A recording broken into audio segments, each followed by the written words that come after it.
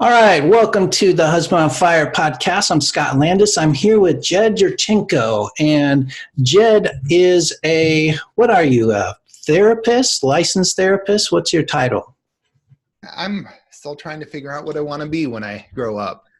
But I'm a licensed marriage and family therapist. I'm an author, working on some speaking right now, and really just having a lot of fun seeing how this is all coming together.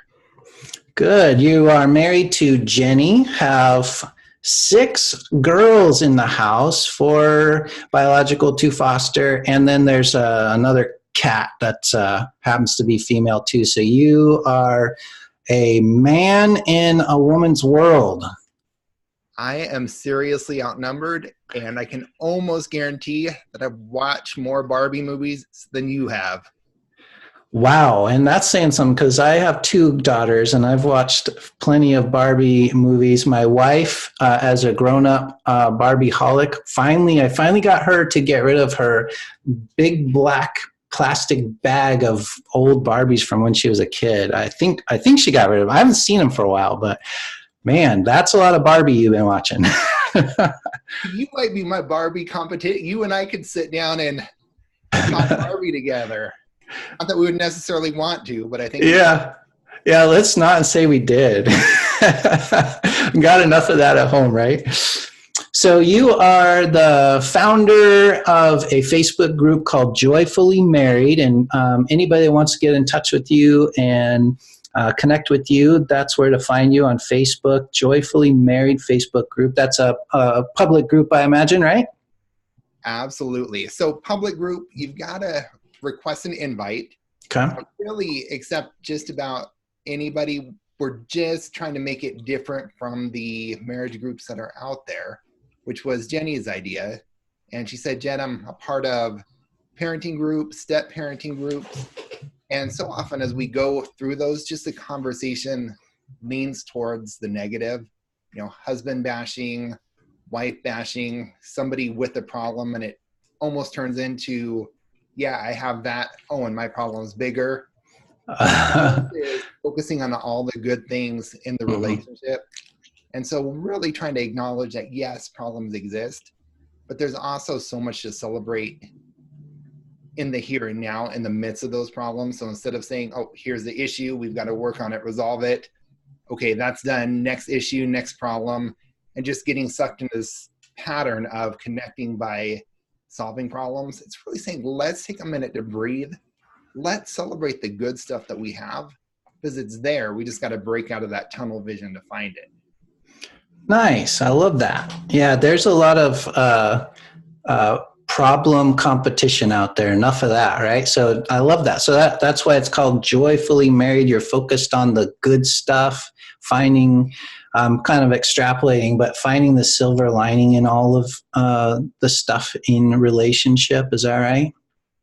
Absolutely. Well, and as a therapist, there's, 2 primary ways to grow. One is to, find what's not working and say, okay, we've got to fix it.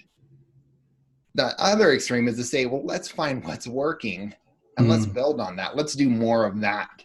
And so that's really the focus, is to say, man, where are we winning? And then how do we magnify that and double it and triple it? Fantastic. Well, you mentioned you're an author. You have several books out. The one that people tend to gravitate to is the 131 creating. What is that? I can't read my own writing. Creating what? It's 131 creative conversations for couples. 131 creative conversations for couples.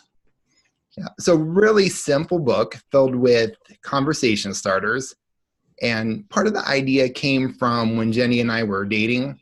We got a conversation starter book, worked through the questions one by one, took it to the beach, on dinner dates, out to coffee, and really just had fun engaging and connecting with one another. At some point I thought, oh, it'd be fun to write one of those myself. So really just fun, goofy, and a couple serious conversations just to help couples connect. Really kind of a quick win book. That's great. So a real practical book. That's a good tip. So can you think of like what's an example of a powerful question in that book that gets conversation going? Ooh, I think one of my favorite is just that simple one of, if you could grant your partner a superpower, what one would it be and why? I love that. But you don't get to grant yourself the superpower. You have to grant your partner the superpower. I love that. Yeah. So how would you answer that? What would you? I don't know. My perverted mind goes into something pretty sexual, so I don't know. I'm thinking, wow, what could my wife do in a superpower way? There's a lot of different ways you could go with that question, huh? Yeah, I like that. I would let my wife have the superpower of having all the time in the world that she needs. Seems like she never has enough time for stuff. I think she would appreciate that one. That's a good one. I was just thinking with Jenny, something about freezing time or super Yeah. flash speed. We were just having the conversation before this, trying to coordinate schedules and trying to figure out how to be in 3 places at once. So you have a couple new things coming up, a new book and a new workbook. What's coming up? Yeah, so the one I'm especially excited about is called Joyfully Married. So after the Facebook group, Cool. and it's a 30-day challenge for couples. Really built around, I'm calling it the domino effect. I heard your webinar. I heard you use the term compound effect. So same idea. Mm-hmm.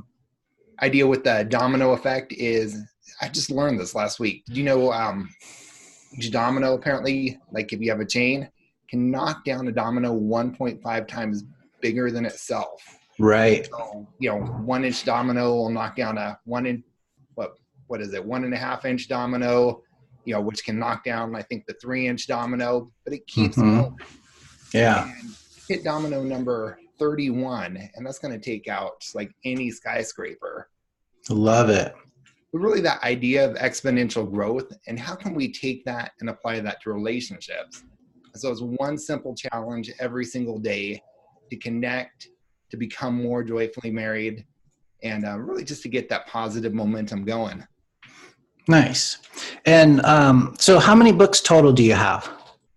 So this will be number 21. Wow.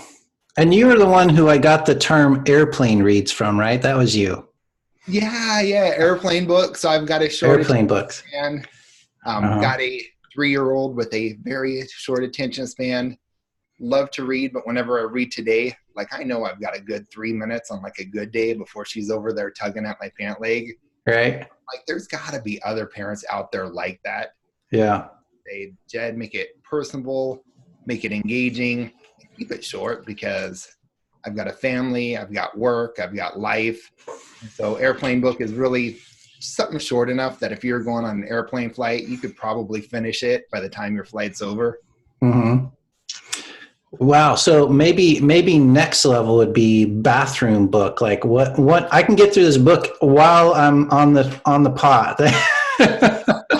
I just need 5-10 minutes, kids. I'm going to read a book.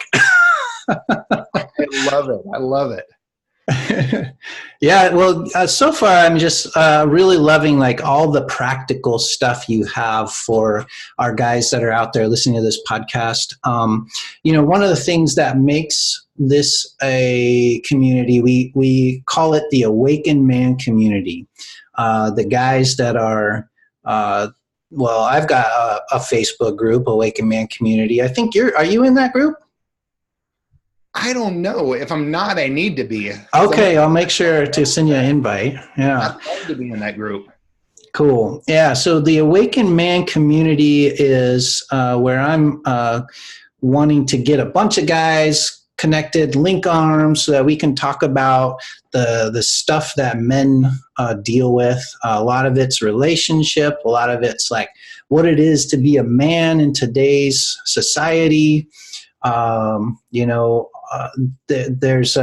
a lot of pushback on masculinity in the mainstream culture, and we want to be representing what what masculinity is all about. So we talk about that stuff, talking about being the best version of yourself as a husband, as a father, as a man. You know, we talk a lot about morning routines and high performance routines. So that's the Awakened Man community. And I love to ask this question of anybody on my show. What is your definition of an awakened man? Of course, there's no wrong answer. I think everybody has a different take on what that means to them. But for you, what comes to mind when I say, what's an awakened man to you, Jed? Scott, I love that question. I think my answer is evolving. So if you would have asked me in my 20s, what's an awakened man? You know, I would have said it is mountain biking, skydiving, running on the beach, surfing, you know, going out with the guys. And really, the more of that I did, more I was like, yes, you know, I'm an awakened man, because that's really where my heart goes as a guy. And when I think of like the perfect weekend, if I've got a weekend to myself, I'm out running on the beach or doing something adventurous. Now that's changed a little bit now, because one, I really love my family. And if I have the choice, I can't wait to get home to them. There's still that piece that tugs at my heart that says, hey, you've got to get out and do something exciting and adventurous. And so I think it's really that balance. Right, years ago, typically girls are good at doing conversation, doing relationships face to face, and totally see that with my wife, where loves coffee, loves dinner, loves just sitting down and having those face to face conversations. But guys love to do them side by side. And that really resonated with me. You know, when I feel awakened, alive, it's when I'm out running, preparing for the next marathon, out hunting with the guys, or father-in-law, which never did before I went to Minnesota. And there's not a lot of conversation in hunting. Like, it's a pretty quiet deal.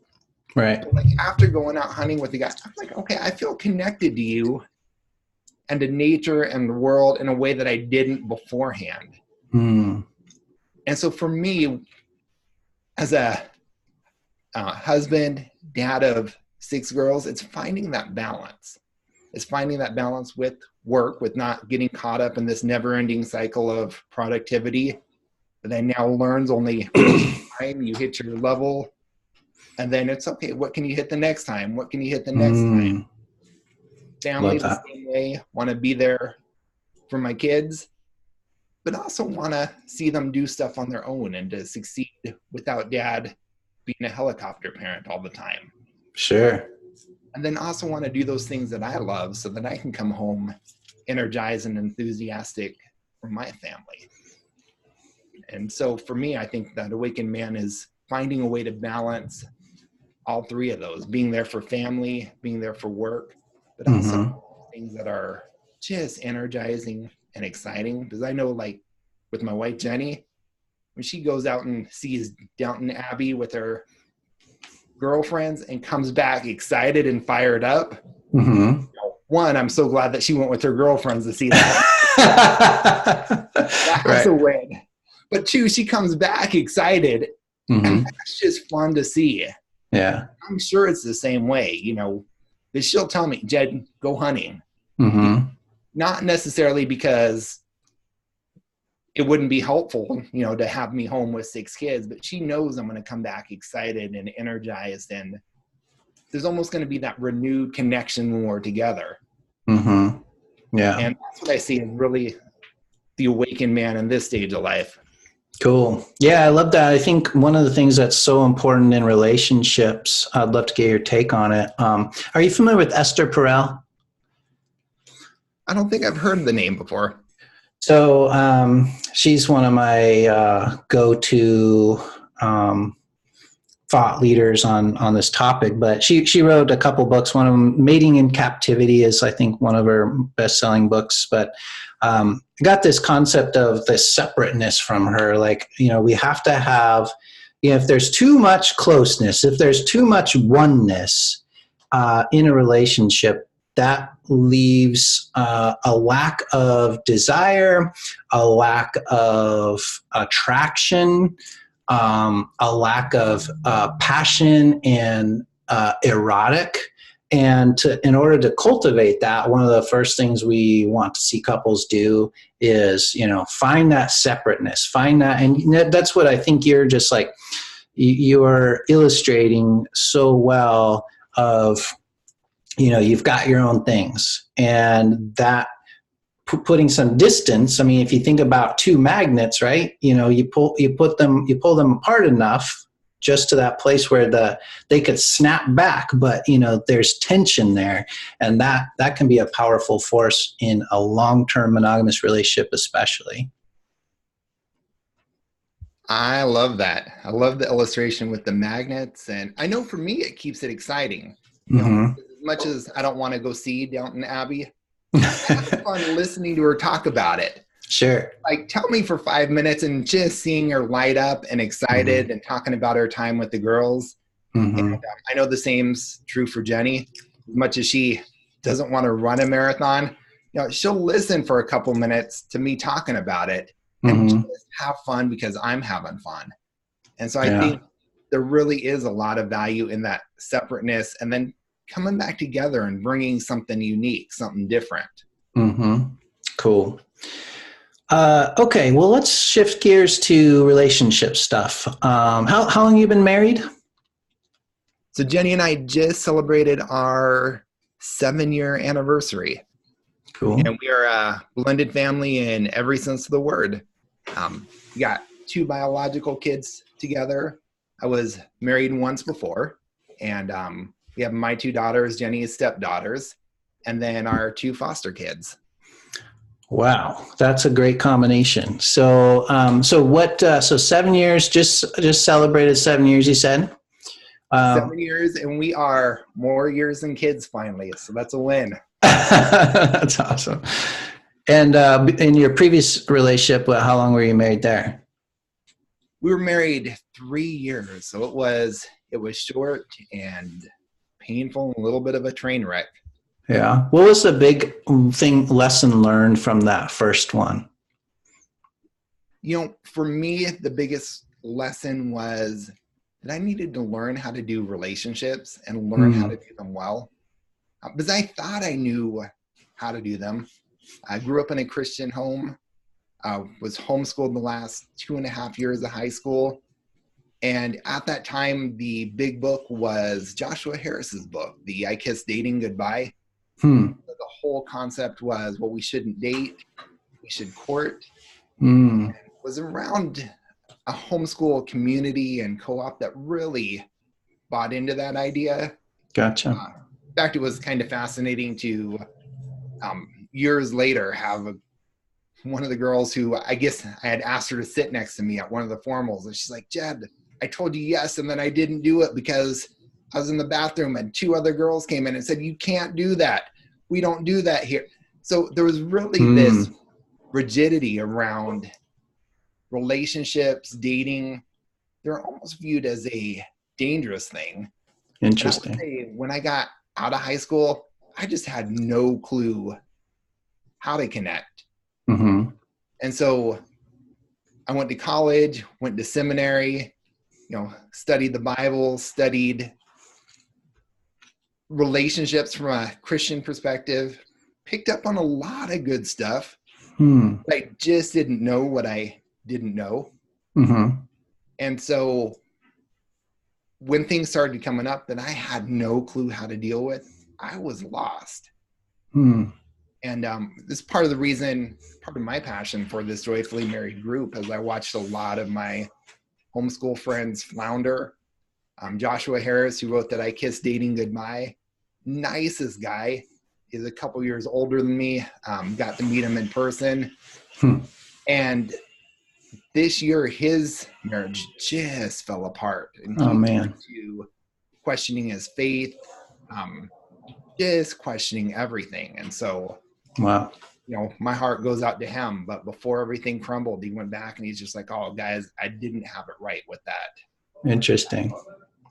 And so really with my own daughters, like I'll joke and say, Yeah, daddy's going to chaperone your first date when you're 30. So, Yeah. Amen. right. And that's internally, what I want. But to Uh-huh. tell you the truth, like, I'm going to be the dad who's pushing them to date in high school. Because if they mess up, I want them to do it while I'm around. I like that. Almost with that mindset of, yep, now's the time to go out and get your heart broken. Now's the time to make mistakes. It's typically middle school, high school, not nearly as disastrous as those, college or after college mistakes. Sure. Yeah, that's a good tip. Good parenting tip. How old's your oldest?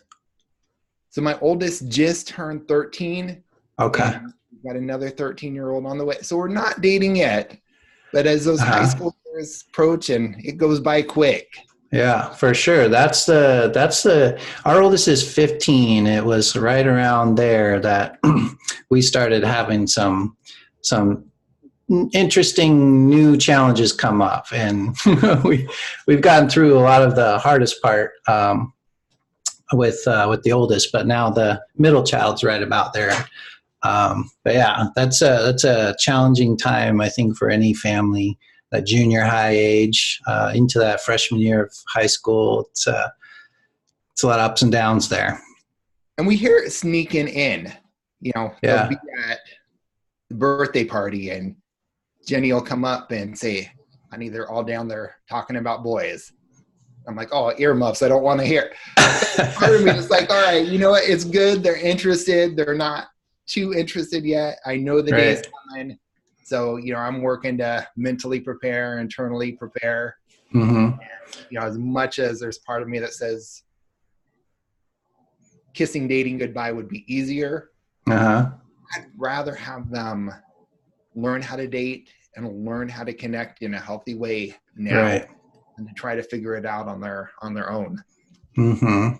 Yeah, I did a recent podcast episode with a youth pastor named Eric Lopez, and I specifically wanted him on the show to get this his insight on working with that population of junior high and high school kids. Having the only experience being my oldest son, but looking at that group of kids that are in that age range right now, and working with my work is with the parents, the demographic of the parents of those kids, right? I work with, the 35 to 50-year-olds who have those kids in school right now, and they're challenged in relationship.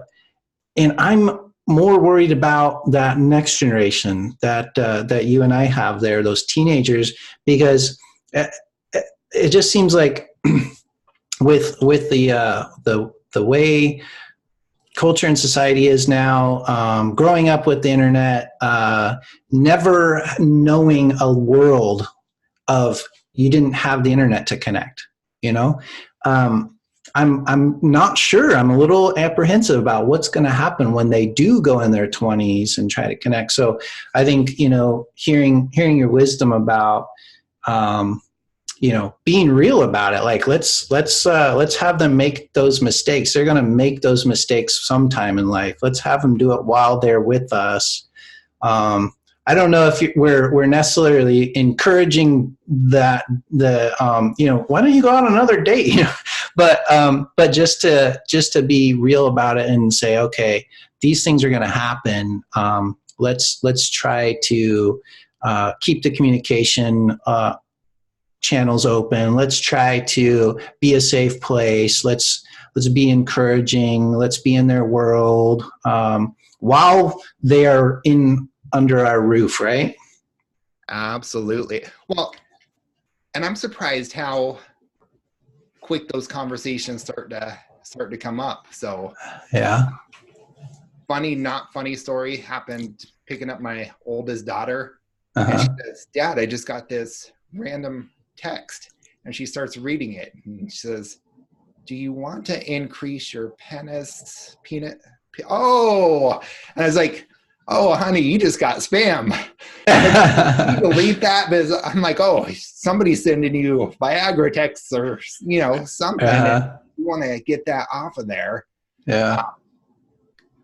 But for me in that moment, I was just like, okay, one, I've got to take a deep breath because whoever's sending my 13-year-old daughter, that text, not make me happy at all.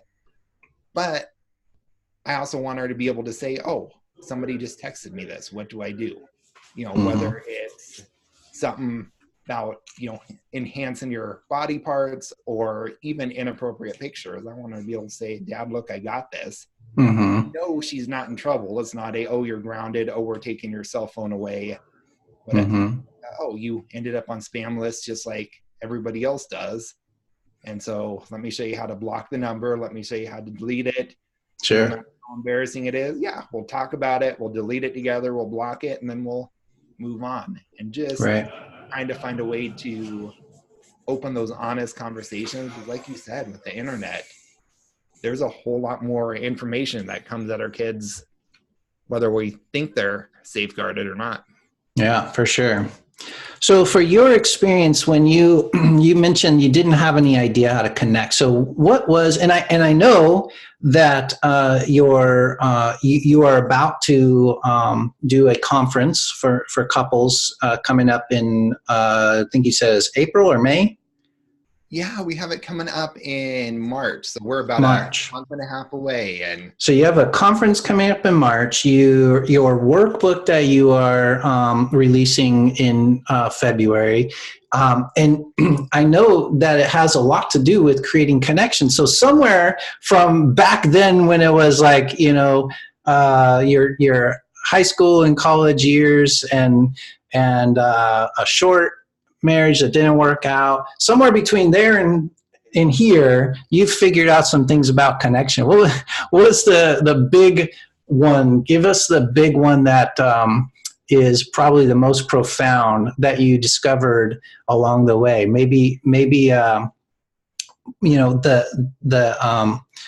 breakthrough moment when you are having no idea how to connect, and then something like, what was the aha moment sometime way back? Not as your expertise right now, but when you had that moment of breakthrough. Maybe it was your 20s or 30s, I don't know. Yeah, no, I love that question. So my aha moment wasn't like a line or a phrase. It was really learning to become comfortable with connection. So it was really almost an aha journey.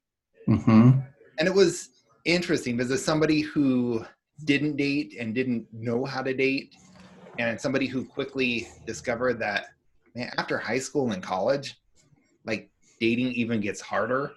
So how am I going to figure out how to do this? How am I going to know what I want, what I don't want in a relationship? How am I going to be able to start making relationships that are not in the friend zone? Because that was great with that. Like I could be friends with anybody. Sure. How do I do a romantic relationship? And I had no clue. Or the only clue I had was, we're not kissing, dating, goodbye. That doesn't work. I actually went to the opposite extreme, and I was working an overnight job at the time and just ordered every dating and relationship book that I could find. I found Middle Ground Stuff by Henry Cloud and John Townsend. Then I even went and I was like, oh, Neil Strauss Harris, The Game. Let's get that. And read, as many books by him that I could bring out too. And just reading those books, I said, well, that's not what I want. I don't want to be the guy at the bus stop who's asking every woman, hey, will you sleep with me? And then actually scoring. And, did you learn all the pickup skills, the pickup artist skills? But it actually helped to look at a pickup artist, and I was like, oh, this is how you connect. You make eye contact. This is how you connect. If you're interested in someone, no, you don't have to have a sexual conversation, but you've got to let them know you're interested. Yeah. You can't do the, oh no, we're just not talking about dating, relationships, any of that, to, okay, how can I take this at a moderate level? We're not going to get gross. We're not going to get weird. We're not going to I'll just bust out the question, hey, do you want to come sleep over tonight? You know, which is where that book goes. Mm-hmm. Taking some of those pickup skills or romantic skills and say, how can I integrate those in a healthy way? Right. Relationship. Does that kind of make sense? Yeah, and some of those you probably can use those current days with your wife. Like, I mean, is there anything from like that kind of pickup artist genre? Is there anything like that you apply into your marriage today? Just curious. Yeah, absolutely. And this seems to be a theme in every book. So I don't remember if it's just the pickup artist or included in there. It probably is. Uh-huh. The whole idea of focus attention, turning towards the person. So I know even John Gottman has that. yeah. Well, there's one book that I read that talked about sticky eyes, and that said if you really like the person, you're just going to do the epoxy eyes. You're just, you know, your eyes are glued to them. Epoxy eyes. That's funny. And she said, you know, don't use it on everybody, and it's got to be the right setting, right place. But I remember one date while I was with Jenny, and I knew I liked her, and there were other people around us, and I was just honed in on her. And apparently, two ladies talking at the other table were trying to get our attention or something. But finally, one of them taps Jenny on the shoulder. She's like, I've been trying to get your attention. By the way, he's really into you. I don't know. And I was like, dude, there must be something to this because, you know, one, I felt like we were really connecting. And other people were looking and they're like, oh, he's really into her. And that's something that I want to convey. And so here's what I know from the psychology side, the therapy side. Feelings follow actions. And so it can feel fake to use a skill like epoxy eyes once you've been married 7 years, because man, you're not feeling that same rush of hormones that you felt on that first or second date. But those feelings come once you start doing it. And so it really is, I think, in some of these areas, okay to fake it till you make it. I mean, maybe you're having a date with your wife and you've been married and you do feel the stress of the day and the stress of the kids, and it's, you know, not that initial excitement when it's just the two of you and you're away and it's carefree. But then when I hone in on Jenny and just focus on her, some of that other stuff melts away. And then we start really connecting. I'm like, yes, this is good. Love what you said. Is there anything that still applies? I think it all does. So if there's a guy listening and he knows he should be taking his wife out, right? He knows that she wants to go on a date, but maybe he struggles with this finding the connection. So he's going to try this. He's going to, on the next date, he's going to take her out. He's going to sit across the table from her at the restaurant, and he's going to do epoxy eyes. Or is there something else besides that you think would be a good first step for him to start developing that connection, maybe that he's lost over time? Is that the one, or is there something else? Yeah, you know, I don't think there's a one set formula. I think it's knowing your spouse and what she's going to appreciate. Chances are it's probably that time away. And yeah, I don't know that I know anybody who doesn't like to be listened to. Yeah, I don't know if I've ever heard anybody say, oh no, you're empathizing with me too much. You're listening too much. You're asking too many questions to draw me out. You know? And so if you can bring that connection, and if it's been a while, I would say don't dive into the epoxy eyes. Do like the sticky eyes, you know? Okay. So explain that. Explain what is it? So you got, maybe there's different levels. So you got sticky eyes, epoxy eyes. Is this like a layering thing? It is. So it can be uncomfortable to have somebody just hone in on you. Okay, hold on. So I'm getting a picture in my mind of the guy who's listening that needs this. And, you know, I'm picturing the couple that goes out. You see them. I saw somebody else do this. So it wasn't me. No. So you see them over at the table and they're both on their phones, right? They're both doing this across the table. The only time they look up from the phone is when the waiter comes by to ask them something, right? But they're at their phones. So that's where they're at now. And we want to get them to that really connected place. Just give them, maybe those first, like you said, if they went from that to just like, epoxy, it would be weird. So give them that. It's going to feel overwhelming, right? Okay. Yeah. So what's a baby step in the right direction? All right. So you're having coffee. You're both on your phones. Baby step is put the phone down. Mm-hmm. Look her in the eyes. Even if you don't get that eye contact back. Mm. And then just ask that open-ended question. Hey, honey, what you looking at? What game are you playing? Or it could be hey, honey, how was your day at work today? And you may get a short answer. Well, great. You got a short answer. Pick up your phone, check your email, give both of yourselves a breather, Mm-hmm. put down your phone, look her in the eyes and do it again. And it might be a buildup. Mm-hmm. I know when I've seen people do epoxy eyes, like coffee shops used to be, well, they're what got me through grad school twice. I'd look up and I would see it and I'd know they were in love because, anything could happen in that restaurant and they're just honed in on each other. Mm-hmm. There could be a fire or whatever, and they're just glued. They're going to miss the whole thing because they're so connected. Yeah. So I would see that as the ideal, get back to that connection point. But I love what you said, where if it's been a while since you've had that process of building back up to it again. Cool. Yeah. So, I mean, if we can give the vision of, like you kind of gave me the vision of there's this couple that are leaning into each other across the table, but they're just like engaged, usually more her talking than him, usually more he's, just like present and just fully, hearing her. There's stuff going on around them, but they're locked in on each other. That's the vision. That's where we really want to go. I call it, just get curious, right?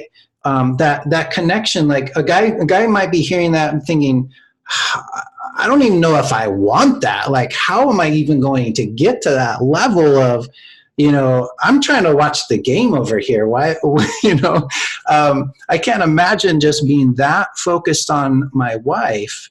But I think as guys who have experienced that, the benefits are huge, right? Just, it's like giving her your attention. And I know something about wives, that their biggest desire is to be known and seen and just be felt, that presence of their man. That's what they desire more than anything. So if we can give that to them in that way, but I'm thinking there's like such a disconnect for a lot of guys that are just like, okay, yeah, how do I even get there? And I love the baby step. But Can I give you one more? Yeah. So this I love. I'm really into right now, this whole idea of tiny habits or small habits, and just diving into the habit research. I love this idea of there's a trigger, there's an action, and there's a reward. Okay. And I'll tell you how this worked for me. So I stumbled on this by accident, and then I ran into the science behind it. Okay, cool. For years I wanted to write a book, started writing, and then had all this head talk telling me, well, Jed, your spelling's no good. So I stopped my book, ordered a How to Improve Your Spelling book off of Amazon. And a couple months later, I'm like, okay, I need to write a book, started over. So I did this 3 times. First time it was my spelling's no good. Second time it's, well, Jed, you have no idea how to publish. So jumped on Amazon again, ordered a book on how to publish a book. Third time it was, well, Jed, you have no social media audience. You've got to build up a following first. Stopped writing my book to dive into Facebook. Then one day I'm back in my car out of the parking lot to pick up my kiddos. And I hear this podcaster say, if you want to be a writer, you have to write. I was like, duh. Well, yeah, no wonder my book's not finished, because learning to spell good, working on my grammar, finding an agent, building myself, none of that's going to get the project done. And so next morning I do this deal where I wake up 5 a.m., brew a pot of coffee. Immediately after that, sit down with my cup of coffee at the kitchen table, open my laptop, and begin to write. That's been 6.5 years. And I still do that, only now it's 4:30 in the morning. And I've added one thing to the routine. We've gotten a cat who the only time she wants attention is 4:30 in the morning. So it is make the coffee, say hi to the cat, sit down at the table and write. Right. But that coffee was a trigger, and that was like the defining key. So now let me take this to relationships. I used to get in the zone when I'd write, and Jenny would come down, and she told me a couple times, like, Jed, you're so honed in, like you forget about everything. And now my new trigger is, second Jenny comes down the stairs, I'm up. Give her a hug, sit down and talk with her for a couple minutes, and then I'm back to the writing. But that's my new trigger. First, that's good. Like here in the morning, that's our connection moment. So wow. Where that compounds, if we don't do that, it feels weird. And there's a couple times we've missed that. Jenny would be like, Jed, you didn't say hi to me this morning. Or she brushed this off, and I catch her 30 minutes later. I'm like, honey, you didn't say hi. And it's almost become like this running joke of that's what we do. Like we wake up, and first time we see each other, we connect. So good. I'm thinking about, like, it's really, it communicates something that you're a priority. And just thinking about what makes an extraordinary couple thrive, right? As opposed to one that isn't thriving. And that little thing, while seems so little, is so huge. And to be able to put down what you're doing and acknowledge you're an important person, and it doesn't take that much time. But just changing the attention and changing the focus to that person and letting them know you are valuable, you are important, you are seen. I can imagine doing that regularly, even if it was just once a day, but multiple times a day, wow, could be huge over the long term. It's a good tip. Absolutely. Now, can we take that back to your football illustration really quick? Sure. Because I'm wondering, I don't know for sure, but I wonder if guys are thinking like, man, but if I do that, am I ever going to get through a football game? Yeah, I bet they are. Yeah, but here's what I think, and everybody's different, so I would say try it out. But there's power in knowing your loved one's there for you when you need her, or in her case, Jenny knows, like, hey, when I need Jed, he's there for me. And so if I'm watching the game, she knows I want to watch the game. If I'm in the middle, she knows that I want to get that done. And in some ways, it may be a test, or it may be I'm really hurting right now and I need you in this moment. And I know you're busy and I know you've got stuff to do, but can you connect with me for 30 seconds? And okay, now I'm good. Right. Go do my thing and I can let you go. So I love the brain science of this, where they actually did CAT scans with couples in distress, and they found out physical pain and emotional pain light up the same area of the brain. Interesting. When we feel disconnected from somebody we love, it hurts. Yeah. And so it may be that your wife's saying, man, I'm hurting right now. Oh, we're connected. We're fine. All's good. Oh, watch your game. I've got other stuff I can do. Wow. That is good. So I got a couple of thoughts going on in my head. One is I haven't even covered half of what I wanted to cover with you, and I'm looking at the time, and so I want to start to land the plane. But I'm thinking, okay, we're just getting started, and I'm seeing an episode 2 coming eventually. So hopefully you'd be willing to be a guest another time so we can dive in more. So that's the logistics. My curiosity is what you just landed on. So we went from talking about how separateness is so important, and now you're talking about some of the nuances and the benefits and the technical ways to create connection. So I feel like we've done a great job of covering a good mix, and I love that. My one question I want to make sure that we get answered before we wrap up here is, what about the guy who's sitting there saying, what you just said resonates so much, but as far as I can understand, my wife would need that sometimes, but I'm right now hurting. As a husband, I'm feeling that pain of disconnect, and I really want to connect with my wife, and it's not there. I don't know how. It feels distant. But what can I do? Like I'm feeling so lost and disconnected, and that pain resonates. How can I, because we've been talking about how to kind of serve her, right? How to reach out to her and draw her. But what if it's the other way? I'm the one who's feeling disconnected. She's got all this stuff going on. She seems fine and happy. I'm dying inside. What can I do?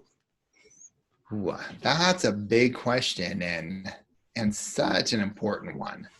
And I think there's 2 ways to go about it. One is that extreme self-care aspect where you're getting energized yourself so that you can bring that into the relationship. Mm-hmm.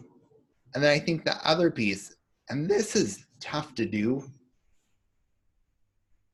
but it works a lot of the time. If we can take some of that pain and put it aside and start doing some connection moments, those wins will lead to more. What do you mean by that connection moment? Well, reaching to connect is it's vulnerable. So if I'm already hurting and I reach to take Jenny's hand and she doesn't grab it back, right? Yeah. If I get up in the morning and go to connect with her first time I see her, and she rushes right by. Yeah. And it's because, she's got an early morning job and she's running late for it, doesn't even realize. But for me, I'm going to make that mean, she doesn't want me. She doesn't like me. And if I choose to mean that, that's going to hurt. And so part of it is, I think, even viewing connection differently, saying, hey, I reached for my wife today. That's a win. Whether she responded the way that I wanted her to or not, I reached. I'm going to celebrate that because reaching is a win. And if she didn't respond the way I wanted her to in the morning, after work, first time I see her, I'm going to reach again. Mm-hmm. But human beings are designed to connect. We're designed for relationships. So there might be that pushback. There might be that push away initially. But if you can work through that pain and keep pushing through and start getting those little wins, it really will get that momentum going. Cool. So I'm going to challenge you more here because I'm putting myself in that guy's shoes, and I've been trying that. Yes, I'm going to just count it as a win if I make the effort, even though it hurts because it feels like rejection. I'm now fast forward a couple weeks. I've been trying this. I've been reaching out, and maybe it's not just like she's not noticing. She's actually literally rejecting. Like she's saying, you know what, Scott, all you think about is sex. You're just trying to get sex from me. That's all why you're reaching for my hand, and she's to that place, right, where she's sort of like turned off, putting the walls up, for some reason creating distance, and I'm feeling more and more isolated, more and more alone. Like obviously in this kind of relationship pattern, there's sometimes we don't know what we don't know, right? But is there a tip that you have for that guy who, try this, like when you've done that and you've reached out, you've put the effort, and but it's not working. Like, how do I get her heart to hear my heart? What's the door opener? How do I knock on that door? Yeah, such a good question. And my heart goes out to those guys. Mm-hmm. I've been there and lived Yeah, there. And me too. Just know that hurts. And, I think that's a good indication that probably more support is needed. Definitely more than simply a podcast episode, but whether that's therapy or a coach or or men's group, but something where you got that ongoing encouragement. And then two, as cheesy as this sounds, finding a way to softly draw attention to your heart and maybe even the pain. It's a silly line, but sometimes, ouch, that hurt. I really just wanted to hold your hand because I think you're hot. And as hard as that is to say as a guy, I'm going to tell you, the one thing that can make you smile on the inside is that's really hard to hear on the other end. When you push somebody away and you reject them and you just want sex, and it's, I just like holding your hand and being close to you. I miss that. Oh my goodness. Like the thought that's going to go through that person's mind and the feeling of, holy cow, I was such a jerk. And my husband really likes me and wants to be with me and just wants to hold my hand. For me, it's been almost learning to smile on the inside during those moments of, let's just let her sit with that for a little bit and see what happens. Yeah. Because I know I've had tables turned where Jenny's looked at me and said, that was rude. And a couple of minutes later, I was walking around just like, yeah, I was such a jerk. Then I have to go find her and apologize. But it takes a couple minutes for everything to register and process with me. But usually in the next, 5 minutes or 30 minutes, I'm like, yeah, I kind of was a jerk. And that's playing in my head. So if you can find a way not to turn it into an argument and I just think you're really hot and I just wanted to hold your hand for a minute. She's got to sit with that. Yeah. And sometimes that can stir up that internal change. Yeah, that's good. Yeah, I think getting letting that guard down to say, you know what, because the tendency is, I'm bulletproof, nothing can hurt me. So especially if you haven't done that for a while or ever, and you say, you know what, I'm going to open up this, this armor. I'm going to release this armor for a second and show you my heart. Actually, I'm hurting right now. And I was reaching out to you because I was trying to find some comfort, and it hurt even more. Now I feel even more hurt.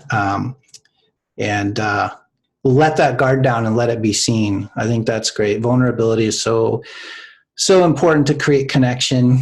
And then the other thing you said that I really liked is, I think it's really powerful and essential for men to link with other men. And that's why the Awakened Man community, I really want to encourage anybody who hasn't, who's listening to this, who hasn't yet, get into the Awakened Man community Facebook group.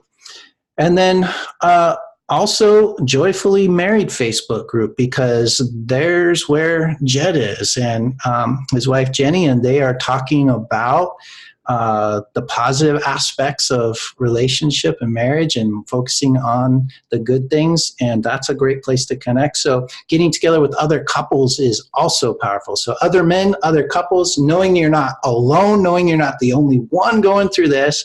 We've all, I could tell your heart, you've been there, I've been there. And we want to encourage men and couples to, not just settle for that, but you can do something about it. There's a lot of times what you don't know, and you can find that when you get in community. So we're wrapping up here, but I want to give you a chance, Jed, any last word of wisdom that you really want to share before we go? Yeah, Scott. Well, one, I love it. I love what you're doing, and I can't wait to check out the Awakened Man community. Last thing I would share is, if you are hurting, my heart goes out to you. I've been there. I've done that and know how tough that is. Also been on the other side where we've got 6 kiddos and a crazy cat and rushing from one thing to the next. And holy cow, life is good. Not perfect, but very, very good, chaotic mess. And, I'm a huge believer wherever you're at, you can find that joy. You can find that hope. So I love that you're putting out tools to help guys do that. I know I've been in that learning stage where I told you, I was literally ordering any book that I could find, good, bad, or ugly, thinking, okay, I'm going to filter this out. There's got to be something here. So I would say keep going, keep searching. Love that you're listening to this podcast, and it sounds like you're heading in the right direction. So I would say just keep doing that. Keep pressing forward. Awesome. Well, Jed, thanks so much. I want to encourage you guys to connect with Jed at Joyfully Married Facebook group, him and his wife, Jenny. And we didn't even get into the details of your marriage, but maybe next time we can go into that. That's something I love to cover, is just what are you learning? What are your mistakes? What do you want to take in the future? So we'll have to cover that. That's the teaser for next time when we talk to Jed again on Husband and Fire podcast. Jed, thanks so much for being here, and I look forward to connecting with you soon. Scott, thank you. I'm looking forward to next time.